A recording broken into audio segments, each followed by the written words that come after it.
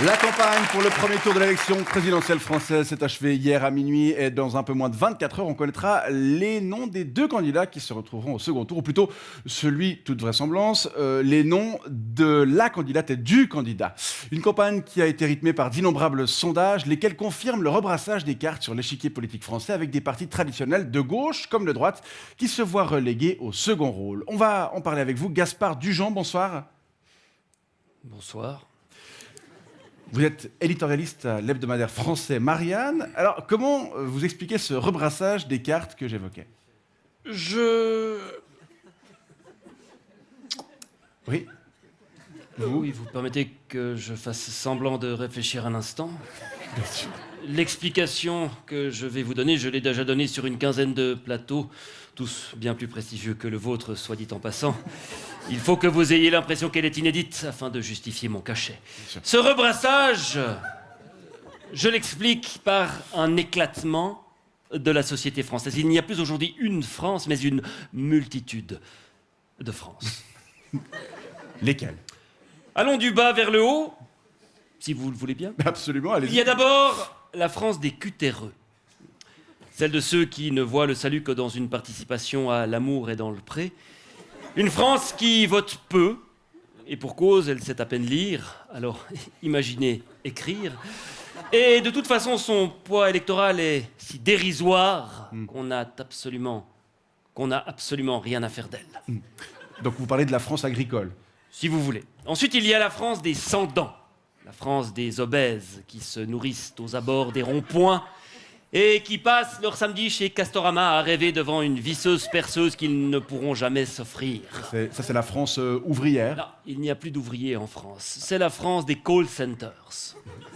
Qui votent Le Pen, Zemmour ou Mélenchon, un vote qui, pour elle, s'apparente à un cri ou à un crachat. Et puis, il y a la France pavillonnaire, celle des pharmaciens, des cadres de PME, qui vivent à au moins 100 km de la première librairie. C'est la France de la petite bourgeoisie de province. Oui, une France qui vote Pécresse, Zemmour ou Le Pen. Ou parfois Macron, si elle regarde le journal de 20h de France 2, ou si elle daigne ouvrir de temps en temps un exemplaire du Monde. Il y a aussi la France des quartiers sécurisés, celle des aînés qui rôtissent sous anxiolytiques et tels des dindes sur des terrasses à Toulon ou Cagnes-sur-Mer en sirotant un pastis. Ça, c'est la France des retraités. Oui, qui votent Le Pen ou Zemmour par esprit réactionnaire ou par paresse intellectuelle. Et puis, il y a la France décérébrée. Celle qui regarde Cyril Hanouna tous les soirs après avoir erré dans le square au pied de sa tour en consultant des offres pour des emplois non qualifiés qu'elle ne décrochera jamais. Donc ça, c'est la France des banlieues. Voilà. Ouais. Qui vote également Le Pen, Zemmour ou Mélenchon pour les mêmes raisons que la France descendant, ou qui ne vote pas du tout parce qu'elle a passé toute la nuit à jouer aux jeux vidéo et à consommer des opiacés. Et enfin, il y a la France urbaine, lettrée, la France humaniste, ouverte au monde, la France parisienne, la France des Lumières, qui a les capacités cognitives pour comprendre qu'Emmanuel Macron est le seul candidat raisonnable, monsieur. Raisonnable parmi l'inventaire désespérant qui est soumis à son suffrage, monsieur. Ça, c'est la France à laquelle vous appartenez, monsieur. Naturellement.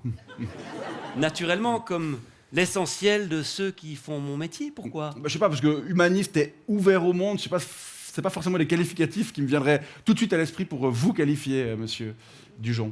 Vous êtes sans doute un peu jaloux, tout comme toutes ces Frances que je vous ai décrites et qui ont donc les candidats qu'elles méritent. Vous pensez pas qu'il y a deux France, en fait ? Seulement deux. La vôtre, celle de Paris, qui est totalement déconnectée de l'autre, qui occupe tout le reste du pays et qui se sent peut-être un tout petit peu méprisée. Oui ? Je ne le pense pas. Très bien. En tout cas, on retiendra que celui ou celle qui sera élu aura un peu de boulot pour parvenir à une certaine unité. Verdict le 24... Pourquoi je ne le pense pas. On n'a malheureusement pas le temps. Verdict le 24 avril prochain et résultat du premier tour demain soir. Merci. Et pour mon cachet ? Votre ? Cachet. Ah, il n'y a pas de cachet. Merci, monsieur Dujean. Bonne soirée.